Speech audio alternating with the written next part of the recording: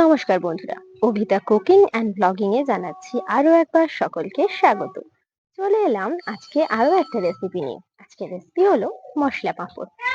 এর জন্য উপকরণে লাগবে প্রথমে ময়দা, এছাড়াও লাগবে জোয়ান আর জিরে, এছাড়া লাগবে এখানে লবণ, আর যেটা লাগবে সেটা হচ্ছে ভাজার জন্য সাদা তেল।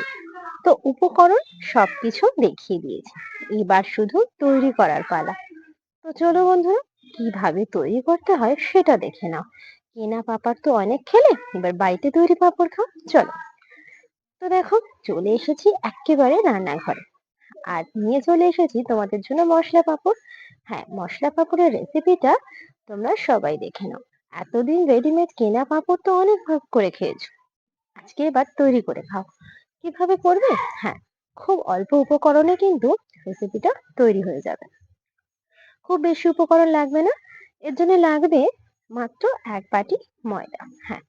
এই দেখো, এই 1 বাটি ময়দা দিয়েই একদম 1 ঝুড়ি পাঁপড় হয়ে যাবে কিন্তু। মজা করলাম না, সত্যি। তো চলো কিভাবে হয় দেখে নাও। প্রথমে দেখো, এই 1 বাটি ময়দাকে আমি একটা জায়গায় ঢেলে নিলাম। তো এই পাত্রের মধ্যে ঢেলে নিয়েছি। এবারে বাকি উপকরণগুলো দিয়ে দিই। দেখো, আমি এখানে কিছুটা জোয়ান দিলাম আর কিছুটা জিরে দিলাম, এটাই মশলার কাজ করবে। আর দেব পরিমাণ মতো সামান্য লবণ। আচ্ছা, এখানে বলি, তোমরা যদি চাও না, এখানে চিলি ফ্লেক্স বা তোমরা এখানে চাইলে গোলমরিচের গুঁড়োও দিতে পারো। দেখো, সব শুকনো উপকরণগুলো মিশিয়ে নিয়ে এবার একটা পাতলা ব্যাটার তৈরি করতে হবে। ব্যাটারটা কিন্তু খুব ঘন হবে না, আর একদম পাতলা হবে না। আবার খুব ঘনত্ব মানে বেশি, এই ঘনত্বটা হবে না, একটু পাতলার দিকেই হবে আর কি। মানে খুব পাতলা নয়, আবার বেশি মোটা হলেও হবে না। তো দেখো, এইভাবে নাড়িয়ে চাড়িয়ে কিন্তু খুব ভালো করে ফেটিয়ে নিতে হবে। দেখো, ঠিক এই রকম ঘনত্বটা থাকবে, দেখে বুঝতে পারছো? খুব পাতলাও নয় আর খুব ঘন না, একটা স্মুথ সফট, দেখো খুব সুন্দর একটা ব্যাটারটা হবে। দেখো, দেখতে পাচ্ছ একদম ওপর থেকে ফেললে এইভাবে থাকবে, আর চামচের পেছন দিকটা দেখো এইভাবে লেগে থাকবে। দেখে নাও ভালো করে, চামচের পেছন দিকটা কত সুন্দর লেগে আছে। ঠিক এই রকম ঘনত্বের ব্যাটারটা তৈরি করে নিলে কিন্তু একটাও পাঁপড় মিস যাবে না। দেখতে পাচ্ছ চামচের পেছনটা? এই দেখো। তো চলো, ব্যাটার যেহেতু রেডি, এটাকে কিন্তু 10 মিনিটের জন্য ঢাকা দিয়ে রেখে দিতে হবে। আর চলো, ওটাকে রেখে দিয়ে তোমাদের এবার দেখাই কি কি করতে হবে। প্রথমে যেটা করতে হবে, এই পুরো পাঁপড়টা কিন্তু জলের ভাপে তৈরি হবে। দেখো, আমি এখানে উনুন জ্বালিয়ে নিয়েছি, আর উনুনের মধ্যে হাঁড়িও বসিয়ে দিয়েছিলাম। আর দেখো, জলের কিন্তু ভাপ উঠতে শুরু করেছে। এই ভাপটাই আমাদের দরকার, এতেই কিন্তু পাঁপড়টা হবে। এবার কিভাবে করবো দেখো, এই যে সরা দেখতে পাচ্ছ, এই সরা লাগবে। আর লাগবে কিছুটা সাদা তেল আর ব্রাশ। ব্রাশের বদলে তোমরা সুতির কাপড়ও ব্যবহার করতে পারো। এবারে দেখো কিভাবে করব। এটা নিয়েছি আমি ঢাকনা হিসাবে। এই দেখো, সরাটা নিয়েছি, আর এছাড়াও নিয়েছি আরেকটা ছোট এরকম স্টিলের গামলি নিয়েছি। তোমরা চাইলে স্টিলের প্লেটও ইউজ করতে পারো। তো যেটা করতে হবে, দেখো প্রথমে আমি ব্রাশের সাহায্যে তেল নিয়ে খুব ভালো করে সরাটায় মাখিয়ে নিলাম। খুব বেশি তেল দিলে কিন্তু হবে না। আর ঠিক সরার একটা ধারে অল্প করে ব্যাটার দিয়ে পুরো সরাটার মধ্যে এইভাবে ঘুরিয়ে একটা আস্তরণ তৈরি করে নিতে হবে। দেখতে পাচ্ছ, বেশি মোটা লেয়ার কিন্তু হবে না, খুব সামান্য সামান্য ব্যাটার দেবে, আর পাতলা পাতলা একটা এরকম লেয়ার তৈরি করবে। দেখো, একদম ঘুরিয়ে চারিদিকটাই দিয়ে নেবে। আর বারবার বলছি, সাদা তেলের পরিমাণ কিন্তু বেশি দেবে না, অল্প তেল নিয়ে ব্রাশ করতে হবে। চাইলে সুতির কাপড় দিয়েও করতে পারো। তো চলো, দেখো চারিদিকটা আমি ছড়িয়ে নিয়েছি এইভাবে। আর এইটাকে এবার আমরা কিন্তু জলের ভাপে বসিয়ে দেবো। দেখতে পাচ্ছ, এখানে আর কি 2 ফোঁটা পড়েছিল, আমি একটু হাত দিয়ে এটা পরিষ্কার করে নিলাম। এবারে ঠিক এমন একটা চাপা দিয়ে দিতে হবে। তোমরা তোমাদের কাছে যেমন ঢাকনা আছে সেই ঢাকনাই ইউজ করবে। তো চলো, এদিকে এটা রেডি হতে হতে আমি আরেকটা এখানে ব্যাটার দিয়ে রেডি করে নিই গামলির মধ্যে। তো চলো, এদিকে গামলির মধ্যে ব্যাটারটা দিয়ে রেডি করতে করতে আর এই সাইডে কিন্তু পাঁপড়টাও হয়ে যাবে। একইভাবে দেখো, একধারে দিয়ে চারিদিকে ছড়িয়ে নেব।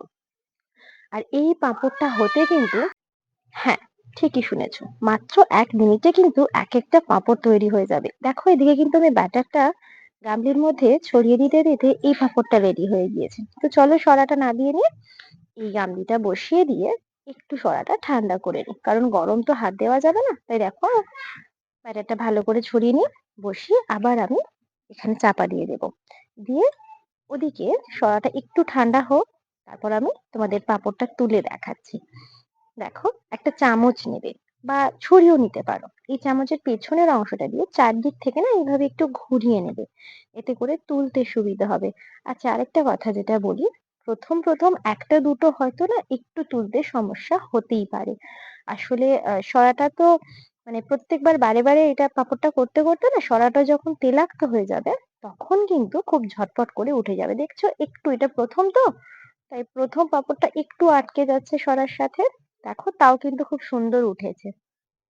দেখতে পাচ্ছ? ঠিক এইরকম হবে। চলো দেখো, বাকি পাঁপড়গুলো করছিলাম। এটা কিন্তু একদম শেষের দিকের পাঁপড়টা, মাঝখানে তোমাদের আর দেখানো হয়নি, তোমাদের আমি একেবারে দেখাচ্ছি। দেখো, এটা একদম শেষের দিকের পাঁপড়। দেখো কত সহজেই উঠে গেল, আর দেখছো একদম স্মুথলি উঠে গিয়েছে। দেখো কি সুন্দর হয়েছে এটা। তোমাদের বাকি পাঁপড়গুলো দেখিয়ে দিই। দেখো, দেখতে পাচ্ছ? দেখো কি সুন্দর দেখতে লাগছে, একদম আমি কুলোই না চারিদিকে ছড়িয়ে দিয়েছি।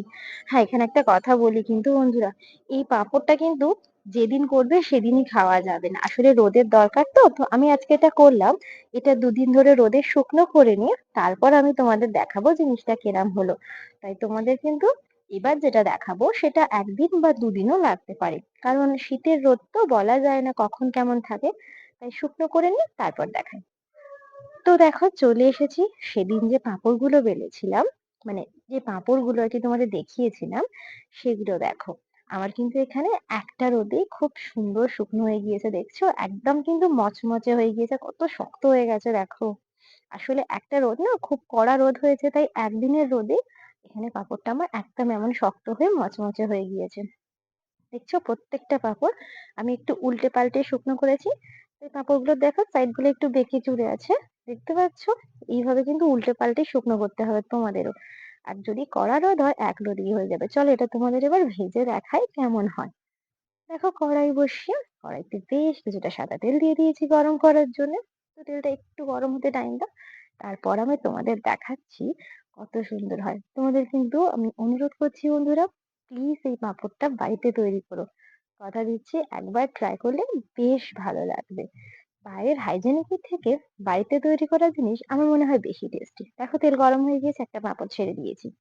এইবার দেখো ম্যাজিক, দেখছো ছাড়া মাত্রই যেন ফুলছে। দেখো এটা কত বড় হয়, দেখতে পাচ্ছ? দেখো কত ছোট্ট পাঁপড়টা, দেখলে কত বড় হয়ে গেল। দেখছো, এবার তেল ঝারিয়ে ঝটপট এটাকে তুলে নিয়ে আরো একটা পাঁপড় ভেজে ফেলি। দেখছো কত সুন্দর দেখতে হয়েছে, আর যতটা সুন্দর দেখতে হয়েছে খেতেও কিন্তু ততটাই এটা সুন্দর হয়। তো চলো আরেকটা পাঁপড় দিই, তোমাদের দেখিয়ে দিচ্ছি। প্রত্যেকটা পাঁপড়ই তেলে ফেলা মাত্রই জাস্ট এইভাবে ফুলে উঠবে, দেখতে পাচ্ছ? আসলে আমি উনুনের আঁচটা একটু আস্তে রেখেছি, তাই দেখতে পাচ্ছ। দেখো, একটু মানে গোল গোল পাঁপড় তো, তাই একটু চারিদিক থেকে এরকম ভাবে দুমড়ে চলে আসছে। দেখতে পাচ্ছ কত বড় বড় হচ্ছে পাঁপড় গুলো। মানে এটা না মানে কড়াই ভর্তি করে তেল দিয়ে তাতে ছাড়তে পারলে খুব সুন্দর আরো দেখতে লাগবে। দেখো কত সুন্দর দেখতে লাগছে। দেখো, উল্টে পাল্টে আমি চারিদিকটা ভেজে নিচ্ছি। আসলে গোল হয়ে গিয়েছে তো, মানে বাটির মতো হয়ে গিয়েছে, তাই একটু ভাজতে অসুবিধে হচ্ছে। দেখো কত সুন্দর হয়েছে এটা। চলো আরেকটা ভাজি। এইভাবে কিন্তু তোমরাও বাড়িতে তৈরি করো বন্ধুরা, একবার তৈরি করলে না খাও আর যাই করো, ভাজতে আর তৈরি করতে দারুণ লাগবে। দেখো, দেখতে পাচ্ছ? প্রত্যেকটা পাঁপড়ে না একটাও মিস যাবে না। এইভাবে কিন্তু তোমরা বাড়িতে তৈরি করো প্লিজ। তো আশা করছি রেসিপি তোমাদের সকলের খুব খুব খুব ভালো লাগবে।